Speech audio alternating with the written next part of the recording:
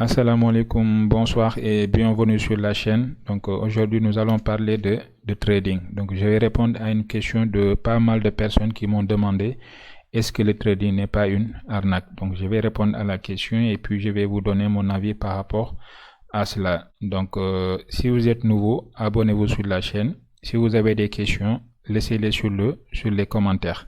N'oubliez pas de mettre des likes sur les vidéos et de partager les vidéos au maximum. Donc aujourd'hui on va répondre à la question si le trading est une arnaque ou pas.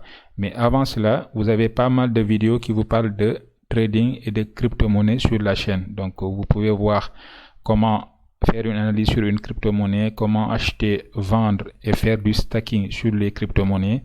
Et vous avez aussi des vidéos qui parlent de trading, qui vous donnent des stratégies puissantes qui sont simples à mettre en place, et vous avez aussi des vidéos qui parlent des bases du trading, et vous avez aussi pas mal de vidéos qui font des analyses, qui vous montrent comment analyser sur le trading et comment prendre des positions. Donc nous allons directement répondre à cette question et voir ce qu'il en est par rapport à cela. Donc on va faire un petit calcul, un petit calcul qui est simple, qui vous montre que même si vous êtes un trader qui est débutant, si vous êtes discipliné et que vous avez une bonne formation, vous pouvez gagner de l'argent sur le trading. Donc on va prendre l'exemple de quelqu'un qui risque $100 sur 10 positions. Donc $100 sur 10 positions. Donc avec un RR de 3 sur 1. Donc si je risque 1, c'est pour gagner 3. Donc si je gagne 3 fois $100, ça me donne $300. Si je perds $100. Donc le trader A, donc il perd 7 positions, c'est-à-dire $100 fois 7, il a perdu $700. Donc il a gagné 3 positions avec un RR de 3 sur 1, c'est-à-dire $100 fois 3, le nombre de positions qu'il a pris, avec le multiplié par son risque ratio, le RR, ça lui fait $900 de gain. Donc le résultat, il a perdu combien? $700, il a gagné $900. Donc il a un résultat de plus $200 sur son capital. Donc il a un plus de $200 sur son capital. On va aller sur le trader B.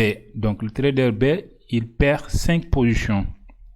Donc il perd 5 positions, c'est $100 fois 5, ça lui donne $500 de perte. Il gagne 5 positions, c'est $100 fois 5 positions, c'est-à-dire $500 fois 3 avec son RR de 3, ça lui fait $1500 de gain. Donc il a perdu combien? $500, il a gagné $1500.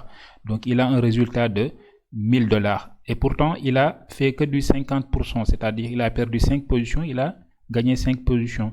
Le trader A, il a perdu 7 positions, il a gagné que 3 positions sur 10, et pourtant il est rentable.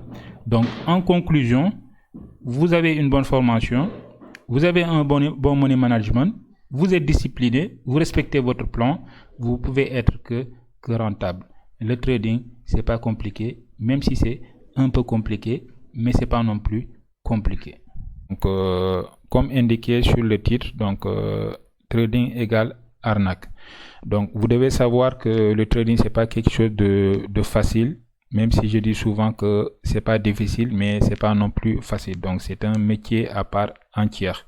Donc il y a des personnes qui gagnent pas mal d'argent sur le trading, mais ils savent ce qu'ils font. Donc on peut pas être un trader lambda et se dire que voilà, on va gagner de l'argent sur le trading, c'est pas possible.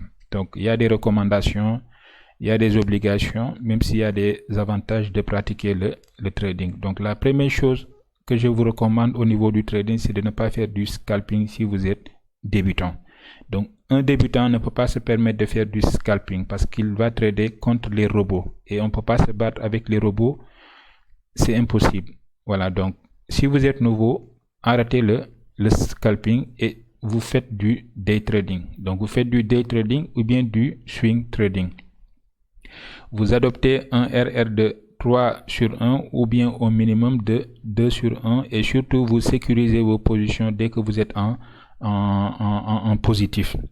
Donc le day trading, c'est de prendre une position le matin et de couper sa position le soir avant 0h, ou bien avant 18h ou 19h ou 20h, ça dépend des heures sur lesquelles vous faites votre trading. Le swing trading, ça peut aller une journée, 2 jours, 3 jours, voire une semaine, voire des mois.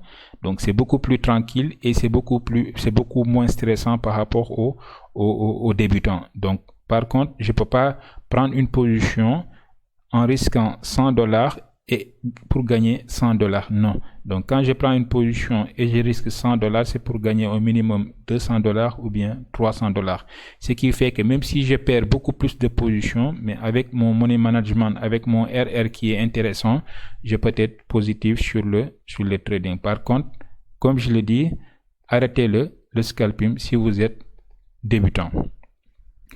En dehors de ça, vous devez savoir une chose. Donc, des personnes qui vous montrent sur les réseaux sociaux, que ce soit sur du WhatsApp ou bien sur du Telegram ou sur du Snapchat ou bien sur tous les réseaux sociaux, Instagram ou tout ce que vous voulez, qui vous disent qu'ils ont transformé $100 en $1000, $100 à $1000 en une semaine.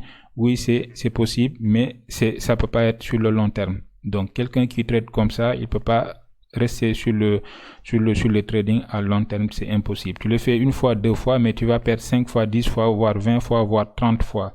Donc, quelqu'un qui vous dit ça, dites-vous que c'est n'importe quoi. Il le fait une fois, 2 fois, mais c'est là. Il va pas faire ça au-delà d'une fois ou 2 fois ou 3 fois. Donc, quelqu'un qui veut vraiment faire du trading, essayez de travailler sur le long terme. Donc, vous mettez des objectifs qui sont raisonnables et vous faites ce qu'il faut par rapport à vos plans.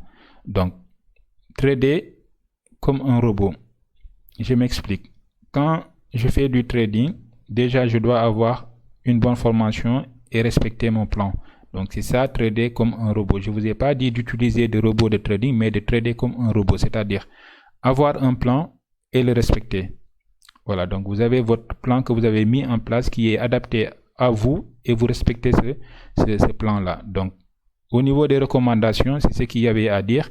Et sur les obligations, vous devez obligatoirement avoir une formation de plus de 3 mois. Donc, quelqu'un qui vous forme en moins de 3 mois, dites-vous que c'est n'importe quoi. On ne peut pas maîtriser le trading et faire du trading et être rentable sur le trading en moins de 3 mois. C'est pas possible. Donc, vous faites de la théorie, c'est du 10% et la plupart de ceux qui font du trading, ils le pratiquent tous les jours, à savoir 90% de leur temps ou de leur formation, c'est du pratique.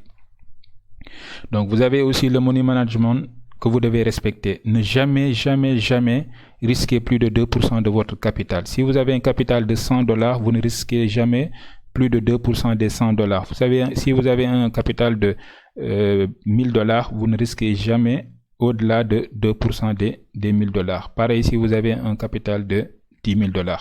Donc, vous faites des suivis, vous faites un accompagnement, vous vous inscrivez dans des groupes ou vous intégrez des groupes, que ce soit des WhatsApp, des Telegram ou tout ce que vous voulez, pour affiner vos stratégies, vous corrigez vos stratégies et échanger avec des personnes qui font du trading tous les jours.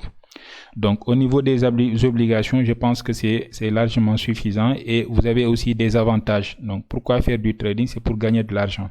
Donc, aujourd'hui, je recommande à tout le monde d'éviter de trader avec son capital, surtout si vous êtes débutant. Vous avez des fournisseurs de capitaux avec moins de $100, vous passez un challenge, une évaluation, ils vous donnent un capital de $10,000, $20,000, $50,000, $100,000 jusqu'à $400,000. Mais si vous n'avez pas une formation, si vous n'êtes pas bien formé, si vous n'avez pas un plan, ça va pas le faire. Donc, formez-vous et un bon money management et un plan. Si vous êtes bien formé, avec un plan qui fonctionne, avec moins de $100, vous pouvez avoir un gros capital et trader avec ce capital-là. Vous passez un examen, un challenge, et cette société ou ces sociétés-là vous fournissent de capitaux, de gros capitaux, et vous pouvez trader avec ces capitaux-là. Donc, le trading aussi, vous pouvez le faire où vous voulez, quand vous voulez, que ce soit le matin ou le soir et la nuit, vous pouvez faire du trading. Que vous soyez employé, employeur, étudiant, femme au foyer, vous pouvez faire du trading. Par contre, la chose la plus importante sur le trading, c'est la formation.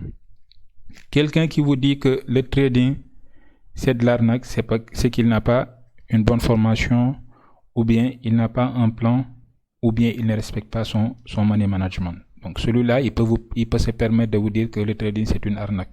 Donc il y a pas mal de personnes qui gagnent sur le trading, mais ils ont des choses en commun, c'est d'avoir une bonne formation, c'est d'avoir un plan qui fonctionne et c'est d'avoir un bon money management. Quelqu'un qui risque 2% de son capital, il doit faire 50 positions, il doit perdre 50 positions pour pouvoir perdre tout son argent. Quelqu'un qui fait du 1%, imaginez, il doit perdre 100 fois pour pouvoir perdre tout son argent. Donc quelqu'un qui perd déjà 10 fois d'affilée, sans pour autant gagner, c'est qu'il y a quelque chose qui ne va pas au niveau de son plan ou au niveau de sa stratégie. Donc il n'y avait que ces éléments-là que je voulais vous dire et vous rappeler, surtout pour ceux qui sont débutants, et surtout de faire attention à tout ce que les gens vous disent. Voilà, donc le trading c'est pas quelque chose de facile. Formez-vous et un bon plan, respectez le plan et un bon money management, respectez le money management et tout se passe bien. C'est pas une course, au contraire, c'est un métier à part entier. Donc aussi, c'est juste une parenthèse. Donc, comme vous pouvez voir ici au niveau de ce rectangle bleu, donc nous avons un marché qui est là. Donc, je voulais vous donner un exemple par rapport à ça. Imaginez un débutant, comment il peut trader sur ce marché-là. C'est pas possible. Donc, tu sais pas si le marché il est en haut, il est en bas, il est en haut, il est en bas, tu sais pas. Parce que regardez le milieu du marché. Donc, on est ici au niveau du milieu. Donc, il part pas complètement en haut. Donc, il n'est pas complètement en haut. Vous voyez, il n'est pas complètement en haut. Et il n'est pas non plus complètement en bas. Donc, comme vous pouvez voir, donc comment on peut trader sur ce marché-là? Non. On s'éloigne de ces marchés et on trouve des marchés qui sont corrects, qui font des figures qui sont correctes, qui font des supports et des résistances qui sont corrects. Et en fonction de cela, on peut se permettre de mettre un plan et de trader tranquillement, sans stress, sans se casser la tête. Voilà, le trading, plus il est simple, mieux il est. Donc, si vous êtes débutant, faites une suivi de tendance, vous appliquez un money management qui est strict et vous pensez pourcentage. Donc, quand je dis penser pourcentage, c'est-à-dire de ne pas penser argent. Moi, j'ai $100, je ne vais pas me dire que je vais avoir $100 ou gagner $100 ou $200 ou $300. Donc, j'ai un objectif en pourcentage. Donc, je me fixe un objectif en pourcentage. Le money management, je peux risquer $100 pour gagner $100 en fonction du RR, c'est-à-dire en fonction du risque management. Mais en tant que gain, je me limite et je me dis une chose. Quand je risque 1%, c'est pour gagner 2% ou bien 3%. C'est comme ça que vous devez calculer. Donc, calculez souvent en pourcentage au lieu de calculer en argent. Donc, ça vous fera moins de stress et ça ne va pas vous compliquer les choses. Mais une chose est sûre, on ne peut pas trader avec $100, ramener ces $100 là à $1000 ou bien en $10,000 en une semaine ou bien en un mois. Tu le fais une fois, deux fois, ça peut marcher, mais tu vas perdre tout l'argent que tu avais gagné ensuite, parce que tu vas toujours vouloir gagner plus en risquant beaucoup. Donc, ne tradez jamais avec un money management qui dépasse les 2% de votre capital. Donc, c'est ce que j'avais aujourd'hui à vous dire. N'oubliez pas, vous êtes sur la chaîne, vous faites des likes, vous faites des partages, vous vous abonnez si vous êtes un nouveau. Si vous avez des questions, vous laissez les questions sur les commentaires, je vais y répondre. Il y aura pas mal d'autres vidéos qui vont venir sur la chaîne, que ce soit en français ou bien en Wolof. Des vidéos qui sont gratuites qui vont vous permettre de savoir pas mal de choses sur le trading. Sur ce, je vous dis ciao ciao, à bientôt.